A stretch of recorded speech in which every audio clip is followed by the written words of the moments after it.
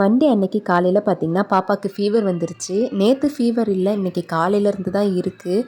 இருந்தாலும் இன்றைக்கி ஸ்கூலுக்கு அனுப்பி தான் ஆகணும். ஏன்னா பாப்பாவுக்கு எக்ஸாம் இருக்குது. இன்றைக்கி வேனில் அனுப்பாமல் நாங்கள் தான் கூப்பிட்டு போகிறோம். கரெக்டாக எக்ஸாம் போய் அட்டென்ட் பண்ணுற மாதிரி தான் கிளம்பி போயிருந்தோம். எக்ஸாம் முடித்ததுக்கப்புறமா கூட்டிகிட்டு வரலான்ட்டு பிளானு.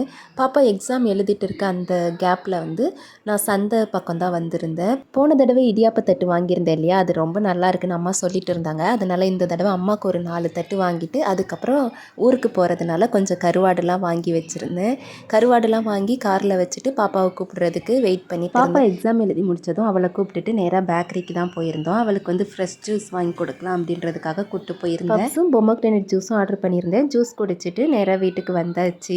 ஸ்டிச்சிங் வேலை, ஆரி ஒர்க் வேலை எல்லாமே நான் முடிச்சு வச்சுட்டேன். ஆனால் சடனாக பார்த்தீங்கன்னா நான் அக்கா எல்லாரும் ஒரே போல் சாரீ கட்டலான்றதுக்காக சாரீ எடுத்திருந்தோம். நாளைக்கு ஊருக்கு போகிறதுனால அந்த சாரீக்கான ப்ளவுஸையும் நைட்டு 11 மணிக்கு உட்காந்து தைச்சி முடிச்சிட்டேன்.